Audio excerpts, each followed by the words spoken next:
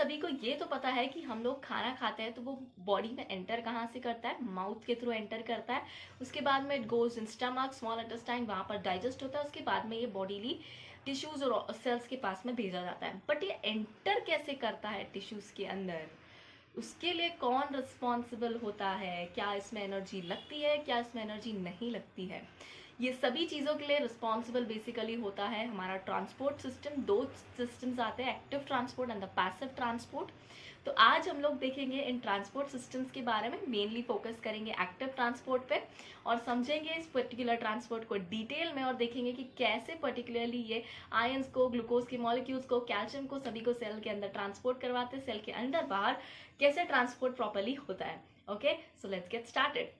तो active transport अगर हम लोग देखें तो एक्टिव ट्रांसपोर्ट सबसे पहले हम लोग देखेंगे व्हाट इज एक्टिव ट्रांसपोर्ट। उसके बाद में we will be seeing about कि उसके डिफरेंट टाइप्स क्या है। देन उसके बाद में हम लोग उसके एग्जांपल्स देखेंगे वन बाय वन। ओके, चलो so let's begin with it. Active transport यहाँ पर हमें सबसे पहले देखने को मिलता है कि जो मॉलिक्यूल का movement across the plasma membrane करवाते हैं, लेकिन कैसे, utilising the energy from ATP. अब इनको एनर्जी फ्रॉम एटीपी यूज करने की क्या जरूरत पड़ गई? वो जरूरत इसलिए पड़ती है क्योंकि ये against the concentration gradient transport करवाते हैं। कैसे ट्रांसपोर्ट करवाते हैं? Against the concentration gradient. ठीक है, और दूसरी बात, ये प्रॉपरली यहाँ पर जो आयंस के कॉन्सेंट्रेशन है उसको मेंटेन करने के लिए ये रिस्पॉन्सिबल होता है, एक्टिव ट्रांसपोर्ट रिस्पॉन्सिबल होता है। देन उसके बाद में सेलुलर फंक्शंस, होम्योस्टेसिस मेंटेन करके रखने के लिए, ये सारी चीजों के लिए एक्टिव ट्रांसपोर्ट रिस्पॉन्सिबल होता है। अब देखो एक्टिव ट्रांसपोर्ट और पैसिव ट्रांसपोर्ट में डिफरेंस क्या है। तो एक्टिव ट्रांसपोर्ट वो होता है जो कि यहाँ पर कॉन्सेंट्रेशन के अगेंस्ट, मतलब कि from low concentration to high concentration transport करवाते हैं। लेकिन पैसिव में क्या होता है? पैसिव में high concentration to low concentration transport करवाते हैं, इसीलिए उसके लिए एनर्जी नहीं लगती है। That is quite a favourable thing according to thermodynamics, और इसीलिए उसको एनर्जी नहीं लगती है, ना तो एटीपी के फॉर्म में ना तो किसी भी फॉर्म। टाइप्स होते हैं एक्टिव ट्रांसपोर्ट के। एक होता है प्राइमरी एक्टिव ट्रांसपोर्ट, दूसरा होता है secondary active transport. Primary active transport में क्या होता है कि यहाँ पर डायरेक्टली एटीपी की एनर्जी को यूटिलाइज किया जा रहा है। Directly the energy from the ATP will be utilised over here. Secondary active transport मतलब क्या है? सेकेंडरी एक्टिव ट्रांसपोर्ट जो होता है बच्चों, तो सेकेंडरी एक्टिव ट्रांसपोर्ट में इलेक्ट्रोकेमिकल ग्रेडियंट के अंदर, जो कि यहाँ पर प्राइमरी एक्टिव ट्रांसपोर्ट को यूज करके स्टैब्लिश किया गया ना, व्हाट इज इलेक्ट्रोकेमिकल ग्रेडियंट, वही चीज फ्रॉम एक जगह पर किसी सब्सटेंस का हाई कॉन्सेंट्रेशन होना, दूसरी जगह पर उसी का लो कॉन्सेंट्रेशन होना, वो एक ग्रेडियंट के तौर पर क्रिएट हो जाता है। एक जगह पर मतलब प्लाज्मा मेम्ब्रेन के एक साइड पर हाई कॉन्सेंट्रेशन, दूसरे साइड पर लो कॉन्सेंट्रेशन। तो हमने देखा है कि कैसे एटीपी को यूटिलाइज करके प्राइमरी एक्टिव ट्रांसपोर्ट यहाँ पर एक ग्रेडियंट क्रिएट करते हैं, और उसी ग्रेडियंट में जो एनर्जी स्टोर्ड है वो एनर्जी को यूटिलाइज करके सेकेंडरी एक्टिव ट्रांसपोर्ट करवाया जाता है। Don't worry if you are not quite clearly understanding it, थोड़ा और बने रहो, आगे सारी चीजें समझ जाएगी। ठीक है, तो आगे बढ़ते हैं। Let's see about primary active transport. तो हमने जैसे कि देखा प्राइमरी एक्टिव ट्रांसपोर्ट में डायरेक्टली एटीपी की एनर्जी को यूटिलाइज करेंगे। Okay, now my question from your list कि एक एटीपी अगर मैं यहाँ पर कन्वर्ट करूं, या एक एटीपी को यहाँ पर एक एडीपी में कन्वर्ट किया जाए तो कितनी एनर्जी रिलीज होती है? How much exact energy is been released when one ATP molecule is converted to one ADP molecule? ये आप लोग मुझे कमेंट करके बताएंगे। Comment down in the comment section and let me know. ठीक है, तो अब देखते हैं कि इसके डिफरेंट टाइप्स क्या होते हैं। That is P type pump होता है, वी टाइप पंप देखने को मिलता है, F type pump and ABC transporters. तो ये प्राइमरी एक्टिव ट्रांसपोर्ट के टाइप्स है। इनको वन बाय वन समझते हैं। जो सबसे कॉमन टाइप होता है तो that is the P type pump. अब इसको पी टाइप पंप बोल दो या फिर पी टाइप एटीपीएस बोल दो, दोनों का सेम मतलब है। पी टाइप एटीपीएस भी बोल सकते हैं, पी टाइप पंप भी बोल सकते हैं। तो यहाँ पर सबसे पहला जो एग्जाम्पल होता है तो that is sodium potassium pump या फिर सोडियम पोटेशियम एटीपीएस। तो इसमें किया क्या जाता है मेनली, एक सोडियम पोटेशियम एटीपीएस, दूसरा होता है कैल्शियम पंप, तीसरा होता है प्रोटॉन पंप। सारे एग्जांपल्स नहीं लिए गए, but most of the examples are been covered in this video. चलो ठीक है, तो सोडियम पोटेशियम पंप के बारे में देख लेते हैं क्विकली। सोडियम पोटेशियम पंप एक इलेक्ट्रोजेनिक पंप है। इलेक्ट्रोजेनिक पंप का मतलब क्या होता है? देखो, अगर कोई भी पंप यहाँ पर प्लाज्मा मेम्ब्रेन के अक्रॉस ट्रांसपोर्ट करवा रहा है, सबसे पहले तो इलेक्ट्रोजेनिक समझने से पहले एक चीज मैं बता दूं कि ये क्या करते हैं। ये ट्रांसपोर्ट मैकेनिज्म इनका होता कैसे है कि ये यहाँ पर 3 सोडियम को सेल से बाहर की तरफ भेजते हैं, 3 सोडियम आउटसाइड दी सेल्स, और ये यहाँ पर अंदर की साइड लेकर आते हैं 2 पोटेशियम आयंस को अंदर की तरफ लेकर आ रहा है। तो देखो क्या हो रहा है, जब यहाँ पर 3 सोडियम को बाहर की तरफ लेकर जाएंगे तो बाहर की तरफ कितना आएगा, +3 चार्ज हो गया, राइट, बाहर की तरफ +3 चार्ज हो गया। लेकिन यहाँ पर 2 ही पोटेशियम अंदर आए, यहाँ पर तो +2 ही चार्ज हुआ। तो यहाँ पर क्या हो रहा है कि बाहर की तरफ एक पॉजिटिव चार्ज एक्स्ट्रा है। तो जब भी यहाँ पर एक बैलेंस नहीं क्रिएट होता है प्लाज्मा मेम्ब्रेन के कोई भी साइड पर, अगर ट्रांसपोर्ट की वजह से एक चार्ज रह जाए तो that is called as electrogenic transport. उसको हम लोग इलेक्ट्रोजेनिक ट्रांसपोर्ट बोल देते हैं, ठीक है। तो आप लोगों को दोनों चीजें समझ गई है कि इलेक्ट्रोजेनिक ट्रांसपोर्ट क्या होता है, as well as sodium potassium pump transport क्या करवाता है और कैसे करवाता है, ये भी आप लोगों को बहुत बेटर तरीके से समझ गया है। अब इसका एक इंपॉर्टेंट फंक्शन मैं बता दूं आप लोगों को। सोडियम पोटेशियम पंप का यहाँ पर मैंने डायग्राम में बहुत अच्छे से बताया हुआ है कि सोडियम पोटेशियम पंप यहाँ पर देखो क्या कर रहा है, यहाँ पर सोडियम को भेजा जा रहा है एक्स्ट्रा सेलुलर स्पेस में, it is being send in the extra cellular space, और पोटेशियम को लेकर आ रहा है अंदर की तरफ। ऑब्वियसली यहाँ पर एटीपी की एनर्जी को यूटिलाइज किया जा रहा है, एटीपी को एडीपी में कन्वर्ट कर रहा है। 1 adenosine triphosphate is being converted into adenosine diphosphate. यहाँ से जो एक फॉस्फेट रिलीज हुआ है उसकी वजह से एनर्जी रिलीज होती है और वो एनर्जी यहाँ पर यूटिलाइज की जाती है। वो एनर्जी सभी ने कमेंट डाउन करना है, ठीक है। तो अब इसका फंक्शन क्या होता है, देखो प्लाज्मा मेम्ब्रेन का ना बच्चों, प्लाज्मा मेम्ब्रेन के अंदर हमें मेंटेन करके रखना होता है एक पोटेंशियल। प्लाज्मा मेम्ब्रेन का एक खुद का पोटेंशियल है which is resting membrane potential. कितना होता है, रेस्टिंग मेम्ब्रेन पोटेंशियल होता है -70 मिलीवोल्ट। कितना होता है, -70 मिलीवोल्ट। और ये मेंटेन करके रखते हैं सोडियम पोटेशियम पंप। इनका काम होता है कि मेम्ब्रेन के पोटेंशियल को -70 मिलीवोल्ट पर रखा जाए स्टेबली ऑलवेज। इसीलिए सोडियम और पोटेशियम इतना ज्यादा इंपॉर्टेंट होता है। कभी अगर आप लोगों ने नौशिया वगैरह फील किया होगा तो आप लोगों को क्या एडवाइस करते हैं कि सबसे पहले जाकर सोडियम, जो भी हम लोग NaCl है, सॉल्ट ऐड करते हैं और उसका ड्रिंक पीते हैं, जो ओरल हम लोग डिहाइड्रेशन सोल्यूशन बोलते हैं, rehydration solution, sorry oral rehydration solution, उसमें होता है हम लोग सॉल्ट ऐड करते हैं, थोड़ी सी शक्कर ऐड करते हैं, पानी के साथ में मिलाकर पीते हैं।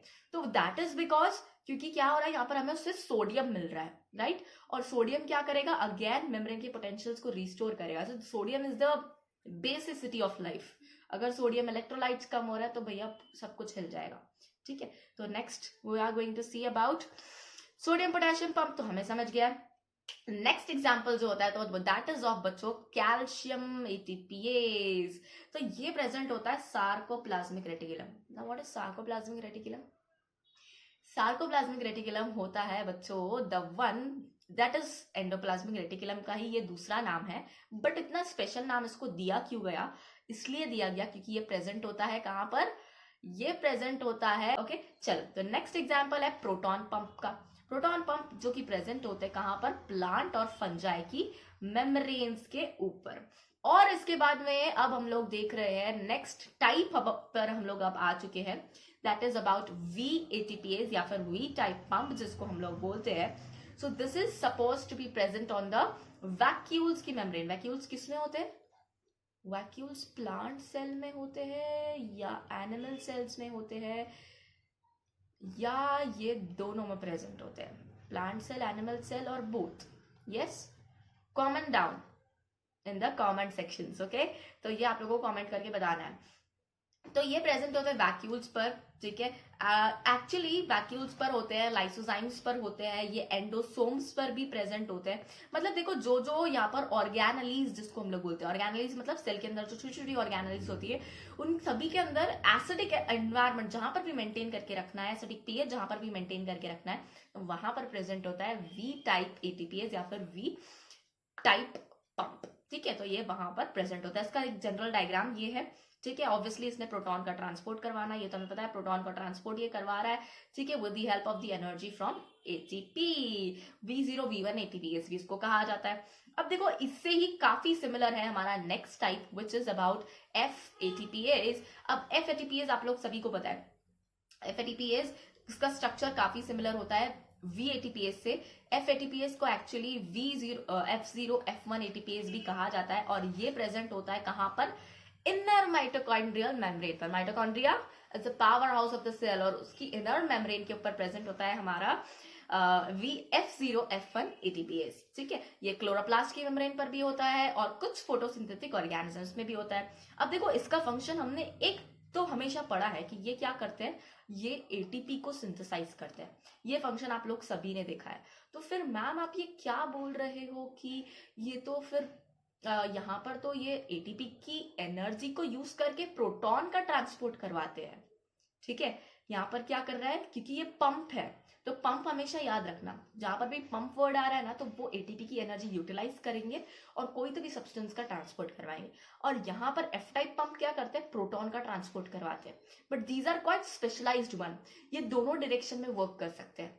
They can work in both the direction. अब आप लोगों को पता ही है कि ये एटीपी का सिंथेसिस भी करवा सकते हैं एज वेल एज ये एटीपी को एडीपी में कन्वर्ट करके इससे जो एनर्जी रिलीज होने वाली है उससे प्रोटॉन का ट्रांसपोर्ट भी करवा सकते हैं। तो they can do both the things. और हम लोग यहाँ पर किसकी बात कर रहे हैं, हम लोग यहाँ पर बात कर रहे हैं कि एटीपी की एनर्जी यूटिलाइज करके प्रोटॉन का ट्रांसपोर्ट करवाना। We are talking about this particular thing. ठीक है, तो और जो यहाँ पर एटीपी बनने वाला सिस्टम है, यहाँ पर F0 F1 पंप से एटीपी बनाने वाला जो सिस्टम है तो वो हम लोग बच्चों पढ़ते हैं इलेक्ट्रॉन ट्रांसपोर्ट सिस्टम के अंदर। ठीक है, वो हम लोग देखते हैं या तो टीसीए साइकिल में देखते हैं, टीसीए साइकिल के बाद जो ईटीएस चलता है उसके अंदर हम लोग समझते हैं, या तो फिर फोटोसिंथेसिस के टाइम पर देखते हैं। ठीक है, चलो तो वो हम लोग बाद में देखेंगे। सो एबीसी ट्रांसपोर्टर्स के बारे में देखते हैं। एबीसी ट्रांसपोर्टर्स जो होते हैं तो प्राइमरीली ये ट्रांसपोर्ट कराते हैं कुछ इनऑर्गेनिक मॉलिक्यूल्स को। इनका स्ट्रक्चर काफ़ी ज़्यादा डिफरेंट होता है, जो हमने बाकी के टाइप के पंप्स देखे ना उनसे काफ़ी ज़्यादा डिफरेंट होता है इनका। इनको सबसे पहली बार डिस्कवर किया गया था कैंसर सेल्स के अंदर, जहाँ पर ये MDR नाम से पहचाने जाते हैं, मल्टी ड्रग रेजिस्टेंस ये शो करते हैं। इसके काफ़ी एग्जाम्पल्स अभी आप देखोगे जब मैं आप लोगों को आगे बता रही हूँ। तो मल्टी ड्रग रेजिस्टेंस ये शो करते हैं। मल्टी ड्रग रेजिस्टेंस शो करने वाले एबीसी ट्रांसपोर्टर्स को डिस्कवर किया गया था कैंसर सेल्स के अंदर सबसे पहली बार। ठीक है, फिर उसके बाद में एक्चुअली ये दूसरे भी बाद में डिस्कवर किया गया कि ये ऑर्गेनिक मॉलिक्यूल्स को ट्रांसपोर्ट करवा सकते हैं। They can transport certain toxic substances, some other toxic substances. Then they can also transport steroids and lipid across the membrane. अब एबीसी ट्रांसपोर्टर का जो सेलुलर डिटॉक्सिफिकेशन में रोल है तो वो हमें देखने को मिल सकता है multi drug resistance associated protein 2 के अंदर। ठीक है, फिर उसके बाद में अगर लिपिड और स्टीरॉइड वाला ट्रांसपोर्ट की बात करें तो ये हमें एग्जाम्पल देखने को मिल सकता है ABCA1 ट्रांसपोर्टर के अंदर। ठीक है, जो कि कोलेस्ट्रॉल और फॉस्फोलिपिड्स को ट्रांसपोर्ट कराता है from the cell. MDR transporters जो होते हैं तो such as glycoprotein, P glycoprotein नाम होता है इसका, और या फिर इसको ABCB1 भी बोला जाता है। So this is basically having a role in multi drug resistance. ये प्लाज्मा मेम्ब्रेन पर देखे जाते हैं बहुत सारी सेल्स के, और ये देखे जाते हैं कैंसर सेल्स के ऊपर भी बच्चों। कहाँ पर देखने को मिल रहा है, कैंसर सेल्स के ऊपर। एक्चुअली मैं एक बात बताती हूँ, मैंने जैसे इसको याद किया हुआ है ना तो मुझे एबीसी ट्रांसपोर्टर से MDR ही याद आता है। जब भी मुझे सोचना है ABC transporter, okay multi drug resistance. और मैंने एक एग्जांपल ये से याद रख के रखा है कि ये जो विनक्रिस्टीन और विनब्लास्टीन होते हैं ना, these are 2 of the drugs जिसको पहले यूज किया जाता था कैंसर के लिए। बट अभी क्या हो गया है, अभी इनको नहीं यूज किया जाता है क्योंकि ये जो MDR है बच्चों, मल्टी ड्रग रेजिस्टेंस शो करने वाले, तो ये MDR यहाँ पर क्या करते हैं, ये मल्टी ड्रग रेजिस्टेंस शो करने वाले जो ट्रांसपोर्टर्स, एबीसी ट्रांसपोर्टर्स, ये विनब्लास्टीन और विनक्रिस्टीन को सेल के बाहर फेंक देते हैं। हम क्या चाहते हैं कि एज अ हम लोग अगर उस पर्टिकुलर को ड्रग जैसे यूज कर रहे हैं फॉर ट्रीटिंग कैंसर, तो वी वांट कि वो कैंसर सेल के अंदर जाए और उनको अफेक्ट करे, राइट। बट होता क्या है कि क्योंकि इनके पास में एबीसी ट्रांसपोर्टर है तो ये क्या करते हैं, इसको बाहर भेज देते हैं, फिर से विनब्लास्टीन विनक्रिस्टीन को फिर से बाहर भेज देते हैं। तो इस तरह से ये एक रेजिस्टेंस शो कर रहा है, they are showing resistance. Resistance मतलब क्या होता है कि कोई भी ड्रग पर्टिकुलरली उस कैंसर सेल को अफेक्ट नहीं कर पाना। जिसको भी अफेक्ट नहीं कर पा रहा उसको रेजिस्टेंस बोलते हैं. Cancer cells are resistance to vinblastine and vincristine. They are not been affected by those cells. Okay, they are not been affected by those drugs. ठीक है, तो उसको रेजिस्टेंस बोलेंगे. नेक्स्ट देखते हैं भैया. तो दैट इज, अब हम लोग आ गए हैं सेकेंडरी एक्टिव ट्रांसपोर्ट में. सेकेंडरी एक्टिव ट्रांसपोर्ट में हम लोगों ने देखा है कि ये डायरेक्टली एटीपी से एनर्जी नहीं यूज करेंगे, इनडायरेक्टली एटीपी की एनर्जी को यूटिलाइज करेंगे. कैसे? तो ये जो प्राइमरी एक्टिव ट्रांसपोर्ट ऑलरेडी हो रखे होते हैं तो उसमें स्टोर्ड वो जो इलेक्ट्रोकेमिकल ग्रेडियंट क्रिएट करते हैं उसमें जो एनर्जी स्टोर्ड होती है उसको यूटिलाइज करके ये भी अगेंस्ट द कॉन्सेंट्रेशन ग्रेडियंट. ठीक है, तो यहाँ पर कपलिंग की जाती है. बेसिकली दो ट्रांसपोर्ट, अलग अलग दो मॉलिक्यूल्स के ट्रांसपोर्ट की कपलिंग की जाती है. देखते हैं कैसे. तो देखो, दो टाइप में पहले तो इनको क्लासिफाई किया जा सकता है. Either they can be called as cotransporters और they can be called as counter transporters. Cotransporters को ही सिम्पोर्टर्स बोला जाता है और काउंटर ट्रांसपोर्टर्स को ही एंटीपोर्टर्स बोला जाता है. ना को ट्रांसपोर्टर्स जो होते हैं तो ये दोनों मॉलिक्यूल्स को सेम डायरेक्शन के अंदर ट्रांसपोर्ट करवाते हैं, वाइल काउंटर ट्रांसपोर्टर्स जो होते हैं तो ये एक को सेल के बाहर भेजेंगे, दूसरे को सेल के अंदर, या फिर वाइस वर्स में ट्रांसपोर्ट करवाएंगे. ठीक है. Now examples of secondary active transport के अंदर सबसे पहला एग्जांपल अगर हम लोग देखें तो that is of sodium glucose co transporter. देखो डायग्राम के अंदर बहुत अच्छे से आप लोगों को समझ में आएगा. यहाँ पर डायग्राम में हमें देखने को मिल रहा है कि किस तरह से यहाँ पर सोडियम पोटेशियम पंप, देखो यहाँ पर नीचे दिखाई दे रहा है सोडियम पोटेशियम एटीपीएस आप लोगों को दिखाई दे रहा होगा. तो सोडियम पोटेशियम एटीपीएस की हेल्प से यहाँ पर क्या किया गया, सोडियम को बाहर बहुत ज्यादा भेज रहा है एक्स्ट्रासेल्युलर स्पेस के अंदर. ठीक है, बेसोलेटरल साइड पर इसको भेजा जा रहा है. ठीक है, तो मतलब बेसिकली एक ग्रेडियंट यहाँ पर क्रिएटेड है. सेल के अंदर क्या हो रहा है, सेल के अंदर अमाउंट सोडियम का लो हो गया है. Now the amount in the cell is quite low और सेल के बाहर जो है ल्यूमिनल साइड पर अमाउंट इज क्वाइट हाई. ठीक है, तो एक ग्रेडियंट यहाँ पर क्रिएटेड है. There is a gradient created over here.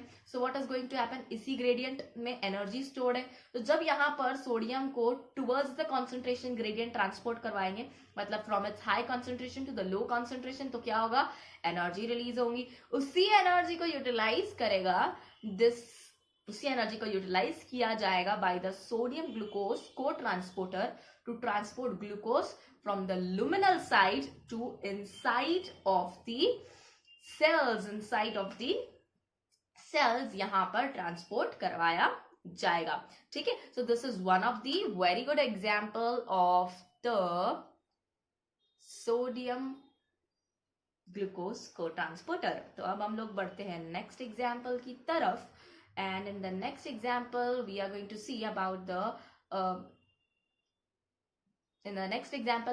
see about sodium calcium exchanger.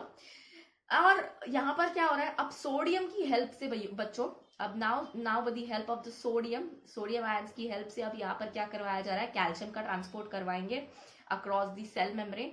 तो अगेन यहाँ पर सोडियम कैल्शियम एक्सचेंजर, यहाँ पर अगर आप लोग देखोगे तो यहाँ पर ऑपोजिट डायरेक्शन के अंदर करवाया जा रहा है. ऑपोजिट डायरेक्शन के अंदर this is a counter transport.